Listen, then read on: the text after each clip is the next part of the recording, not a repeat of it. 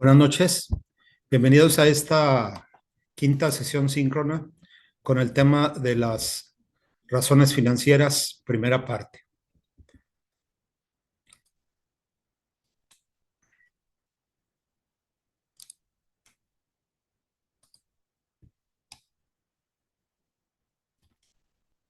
Bueno,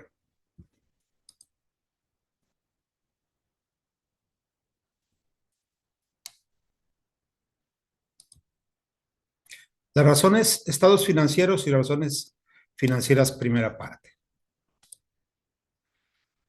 Toda empresa, sabemos, da diversos usos a los registros e informes estandarizados de sus actividades financieras.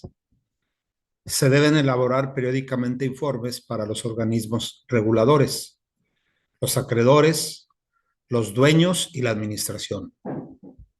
Los lineamientos que se emplean para elaborar y actualizar los registros e informes financieros se conocen como principios de contabilidad generalmente aceptados, emitidos por el Instituto Mexicano de Contadores Públicos.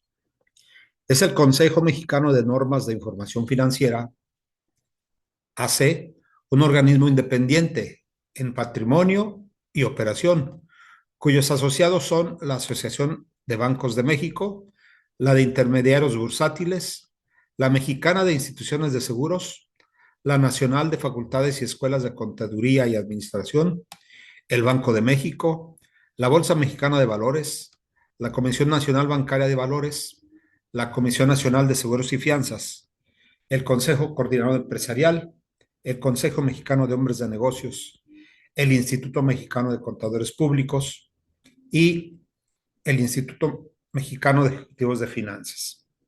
Por último, la Secretaría de Hacienda y la Secretaría de la Función Pública.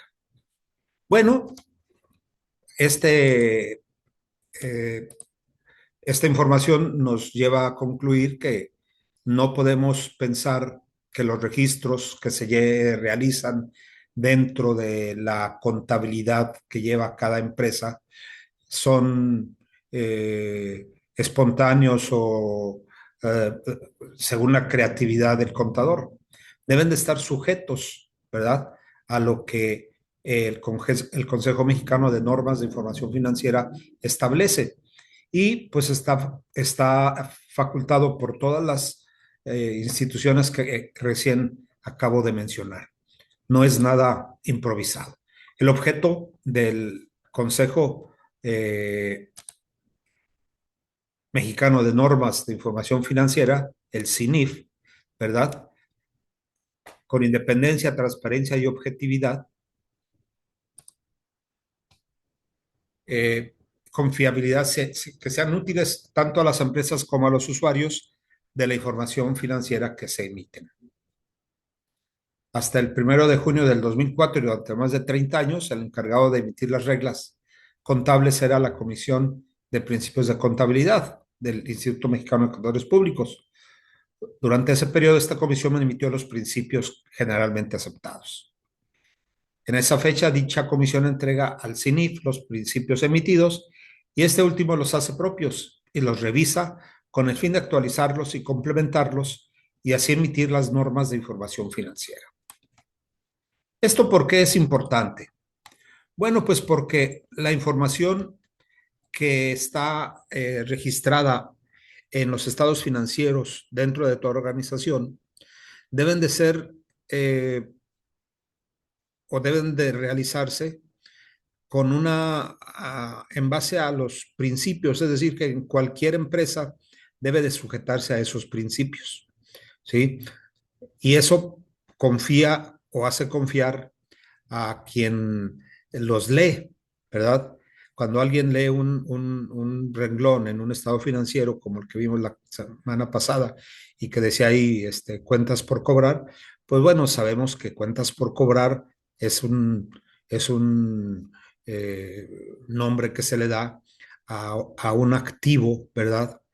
Que se tiene como en el rubro de los circulantes, cuentas por cobrar y no una interpretación distinta para cualquier otra empresa. Sabemos de manera general lo que significa cada uno de los renglones que conforman los estados financieros clave. Estos estados financieros clave, pues ustedes los conocen ya: el estado de pérdidas y ganancias, el balance general, ¿sí?, que en México se conoce como estado de situación financiera, el estado de patrimonio de los accionistas y el estado de flujo de efectivo que vimos la semana pasada. Es muy importante saber que para lograr el objetivo del gerente financiero o quien toma las decisiones dentro de una organización,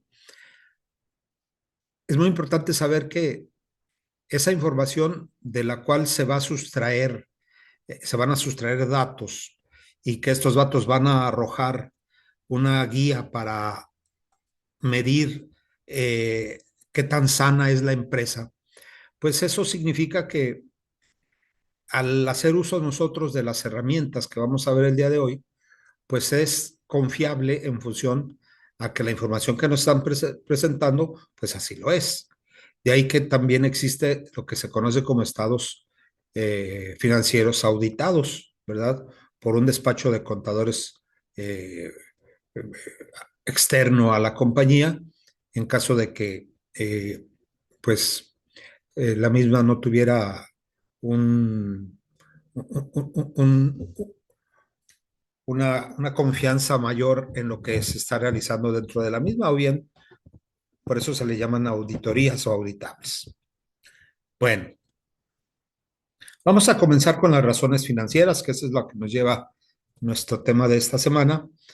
¿Por qué las razones financieras? Bueno, pues porque es una herramienta que vamos a utilizar para evaluar aspectos clave de la compañía. La información contenida en los 4 estados financieros básicos es muy importante para las diversas partes interesadas que necesitan conocer con regularidad medidas relativas del desempeño de la empresa. Aquí, la empresa clave es relativo, porque el análisis de los estados financieros se basa en el uso de razones o valores relativos. Es decir, no son valores absolutos, ¿sí? Vamos a ir dándole importancia al concepto de razones o valores relativos. El análisis de razones financieras incluye métodos de cálculo e interpretación de las razones financieras para analizar y supervisar el desempeño de la empresa. Las entradas básicas para el análisis de las razones son el estado de pérdidas y ganancias y el balance general. Es decir, nosotros vamos a utilizar información que se presenta en estos 2 estados financieros para poder calcular o determinar los valores que conocemos como razones financieras, ¿sí?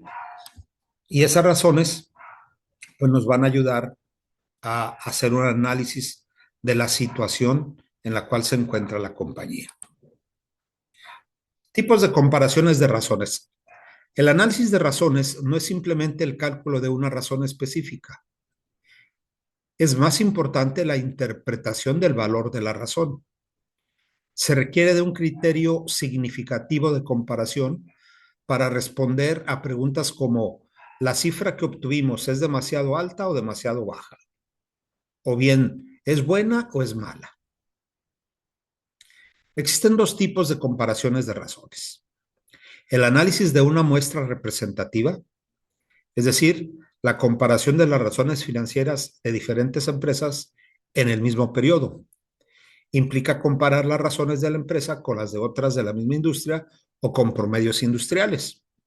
Para el caso de nuestro país, pues es un poco complicado en función a que la información no la podemos obtener tan fácilmente.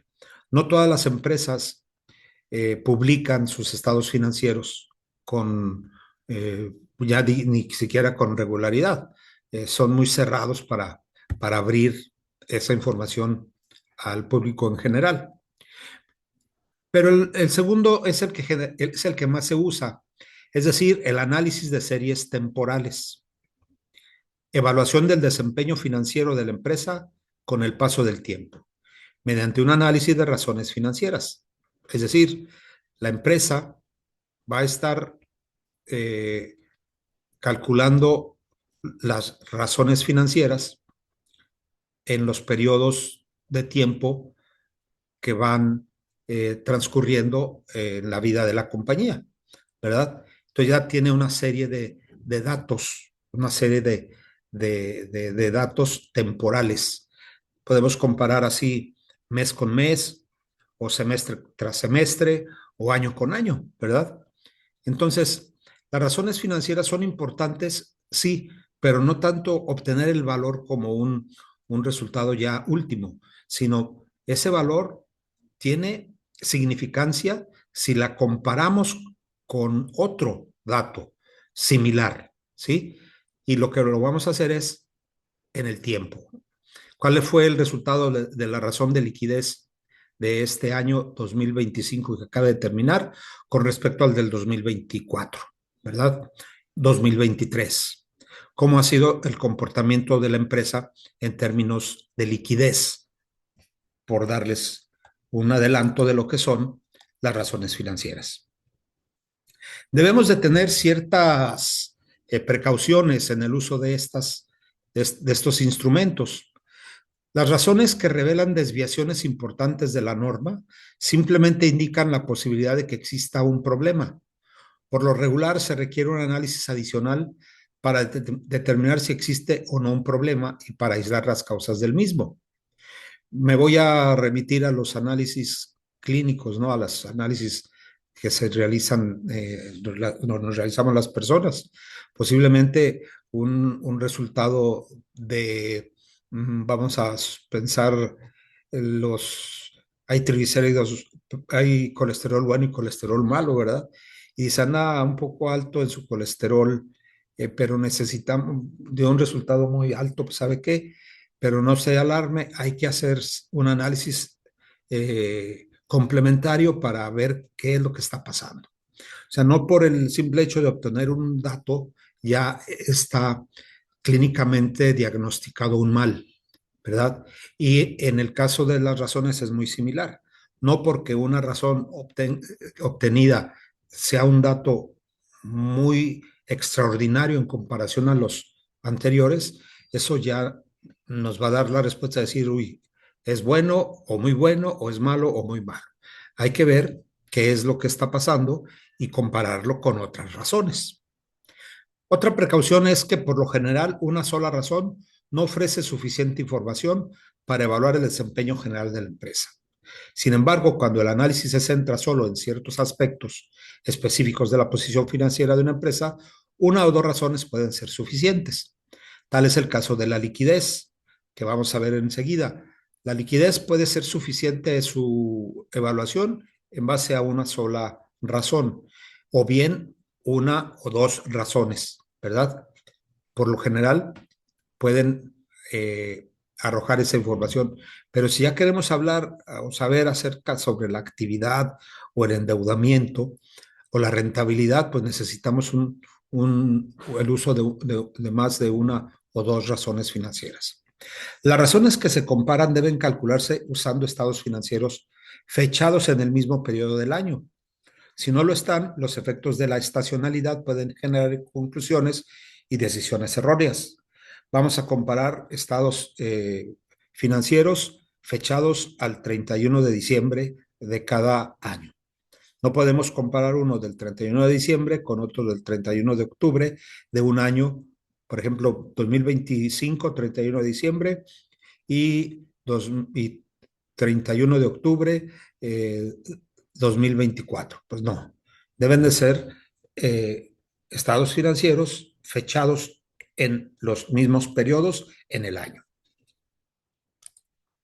Es preferible usar estados financieros auditados para el análisis de razones. Si no se han auditado, los datos contenidos tal vez no reflejan la verdadera condición financiera de la empresa. Número 5, los datos financieros que se comparan deben generarse de la misma forma, es decir, el uso de tratamientos contables diferentes, sobre todo en relación con el inventario y la depreciación, puede distorsionar los resultados de la comparación de razones, a pesar de haber usado el análisis de una muestra representativa y el análisis de series temporales. Ustedes saben que existen formas o métodos para evaluar el inventario, primeras entradas, primeras salidas. Si se usa uno, pues debe de usarse ese para poder comparar las razones.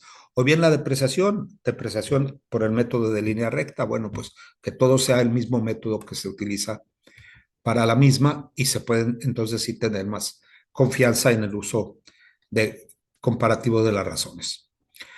Por último, la inflación. La inflación podría distorsionar los resultados, ocasionando que los valores en libros del inventario y los activos depreciables difieran considerablemente de sus valores de reemplazo. Además, los costos de inventario y las amortizaciones de la depreciación difieren de sus valores verdaderos, distorsionando así las utilidades. Ese fenómeno de la inflación, mientras más se controle, pues menos problemas ocasiona en todos los ámbitos. Y en el caso del análisis financiero, pues es fundamental, ¿verdad? Cuando la inflación se presenta a niveles elevados, entonces sí hay distorsión en la información que puede provocar análisis poco confiables. Esas son algunas de las precauciones que se debe tener al uso de las razones financieras. Bien, las razones financieras se pueden clasificar en categorías. Así tenemos nosotros 5, ¿verdad? ¿Cuáles son estas? Las razones de liquidez, actividad, de endeudamiento, de rentabilidad y de mercado. ¿Sí? Las razones de liquidez, actividad y endeudamiento, es decir, las primeras razones que vamos a ver hoy, miden principalmente el riesgo. ¿Qué es el riesgo? Pues ya lo vimos, que era la posibilidad de pérdida o la posibilidad de no lograr la meta establecida por los accionistas, por los administradores, por los dueños de la empresa, ¿sí? No poder cumplir con sus compromisos para poder lograr la meta, el riesgo de que no se logre. Y las razones de rentabilidad miden el rendimiento. Las razones de mercado determinan tanto el riesgo como el rendimiento. Esas razones de mercado tienen que ver con el valor de las acciones, ¿sí? En los mercados, no el posicionamiento de mercado de la compañía en el ámbito de su competencia. No, tiene que ver en cuanto a la aceptación de las acciones en el mercado de valores. Bueno, como regla, las entradas necesarias o la información requerida para un análisis financiero eficaz incluye como mínimo el estado de pérdidas y ganancias y el balance general.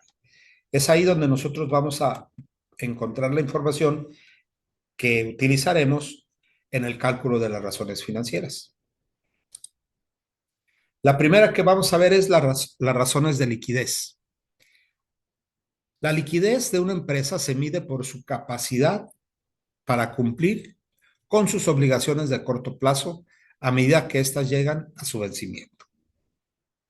Recuerden que la liquidez se refiere a la solvencia de la posición financiera de la empresa, es decir, la facilidad con la que puede pagar sus cuentas.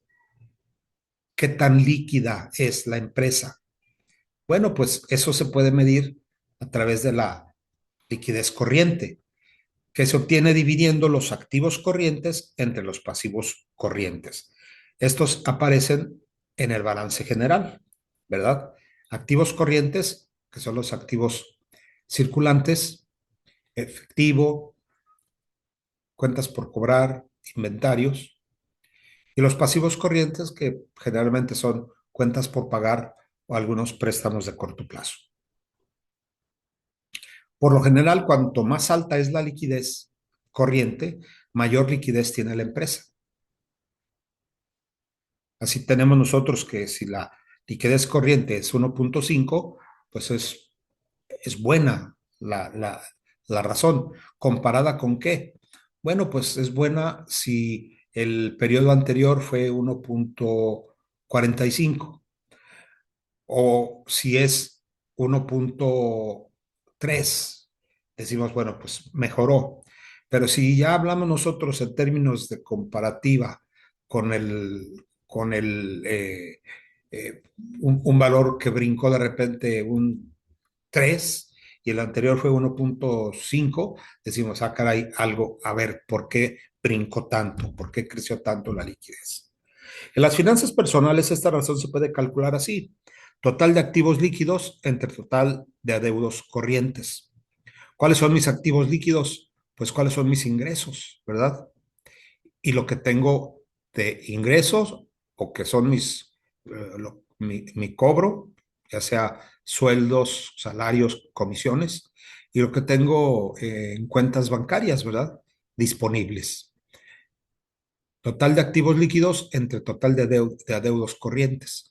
Los adeudos corrientes se refiere a aquellos de corto plazo, no deudas, hipotecas, no automóviles o financiamiento de automóviles que son a, a 5 años mínimo, ¿no? Entonces, ahí nosotros podemos medir la liquidez. Hay una razón más estricta que se conoce como rápida o prueba del ácido. Aquí, ¿qué se hace? Bueno, pues se hace aún todavía más estricto, restándole a los activos corrientes los inventarios, ¿sí? Tenemos efectivo, cuentas por cobrar e inventario, le restamos los inventarios y solamente dejamos activos corrientes entre pasivos corrientes. Esta pues es más estricta. Es similar a la liquidez corriente, con la excepción de que excluye el inventario, ¿verdad? Dice, la baja liquidez del inventario generalmente se debe a dos factores primordiales. El inventario a veces no es tan líquido como pensamos, ¿verdad? Muchos tipos de inventario no se pueden vender fácilmente porque son productos parcialmente terminados, artículos con una finalidad especial o algo por el estilo. Una casa no se puede terminar, no se puede vender hasta que se termina, ¿verdad? O se cobra. El inventario se vende generalmente a crédito, lo que significa que se vuelve una cuenta por cobrar antes de convertirse en efectivo. El caso de las casas. Un problema adicional con el inventario como activo líquido es que cuando las compañías se enfrentan la más apremiante necesidad de liquidez, es decir, cuando el negocio anda mal, es precisamente el momento en el que resulta más difícil convertir el inventario en efectivo por medio de su venta. Cuando la situación de una empresa productora o manufacturera eh, requiere liquidez, eh, están por ahí las cuentas por cobrar y posiblemente no pagan y dices, bueno, necesitamos dinero, pues hay que vender. ¿Qué tenemos en inventario? Pues hay que ponerlo en un descuento para poder sacar lo que ahorita necesitamos, ¿verdad? Bien, esa sería la liquidez. Qué tan buena es la empresa para cubrir sus compromisos de corto plazo? Las razones de actividad. El índice de actividad mide la rapidez con la que diversas cuentas se convierten en ventas o efectivo, es decir, en entradas o salidas. En cierto sentido, los índices de actividad miden la eficiencia con la que opera una empresa en una variedad de dimensiones, como la administración de inventarios, gastos y cobros. Existen varios índices para la medición de la actividad de las cuentas corrientes más importantes, las cuales incluyen los inventarios, las cuentas por cobrar y las cuentas por pagar. También se puede evaluar la eficiencia con la cual se usa el total de activos. Entonces, ¿qué me mide el índice de actividad? La rapidez con la que diversas cuentas se convierten en ventas o efectivo. ¿Sí? La primera es la rotación de inventarios. Se calcula dividiendo el costo de los bienes vendidos sobre el inventario. Costo de ventas sobre inventario. La rotación resultante tiene significado solo cuando se compara con la de otras empresas de la misma industria o con la rotación pasada de los inventarios de la empresa. Una rotación de inventarios de 20 sería normal para una tienda de comestibles, es decir, una tienda de abarrotes. Su rotación de inventarios es muy alta, cuyos bienes son altamente perecederos y se debe vender pronto. En cambio, una rotación de inventarios común para una empresa que fabrica aviones sería muy baja, 4, ¿verdad? ¿Cuatro qué? 4 veces al año. Igual, la rotación de inventarios para una joyería pues es lo mismo que para una zapatería o para una eh, eh, agencia de autos, ¿verdad? Entonces, dependiendo de los inventarios, es la interpretación que se le da a la rotación de inventarios. La número dos es la edad promedio del inventario. Esta se da en días, ¿verdad? La anterior se da en veces.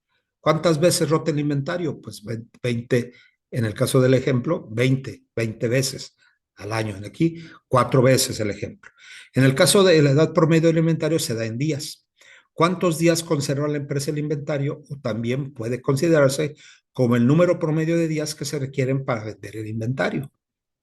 Así tenemos que dividir 365, que son los días del año, entre la rotación de inventarios que calculamos con la razón número uno.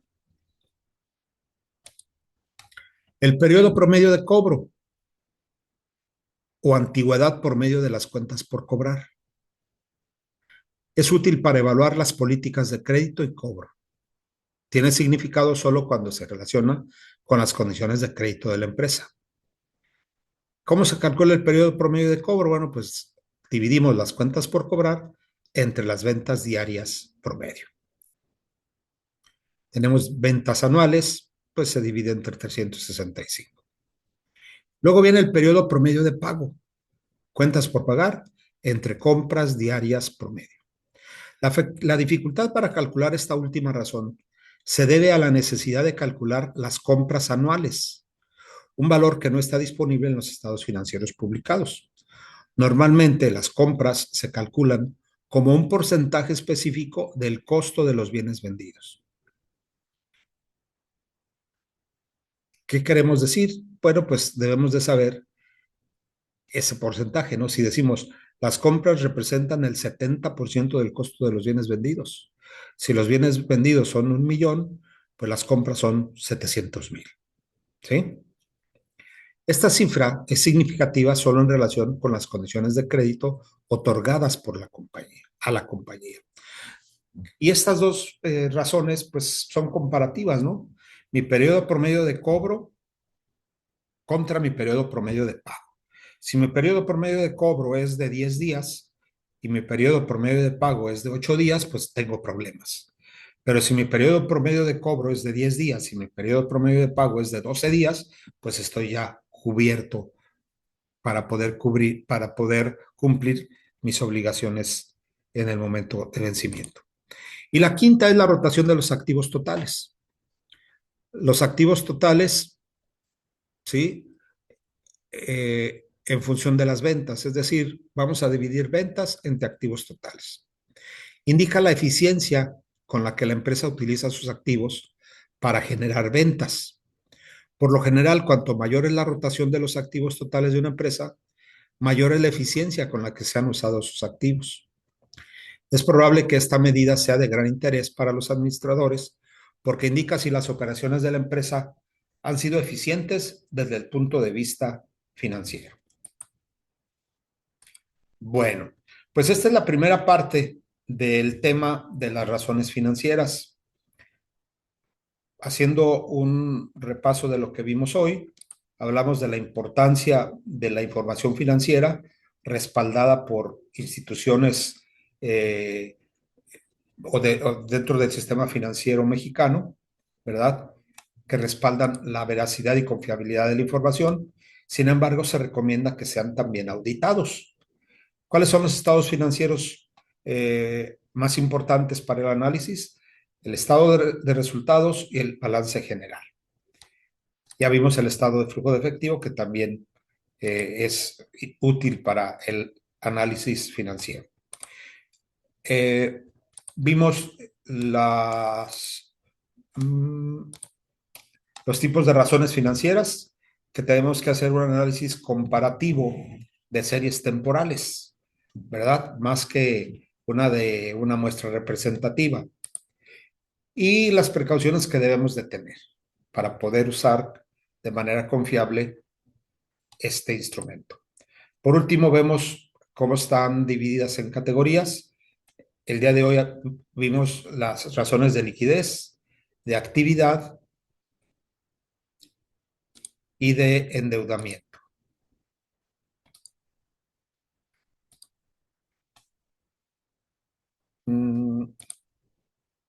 eh, perdón, las de liquidez y de actividad, ¿verdad? La próxima clase veremos las razones de endeudamiento, de rentabilidad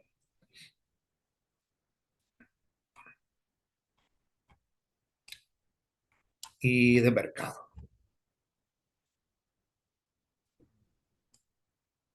Aquí está. Endeudamiento, rentabilidad y de mercado. Muy bien, pues mi parte es todo. Muchísimas gracias por su participación. Que pasen muy buenas noches.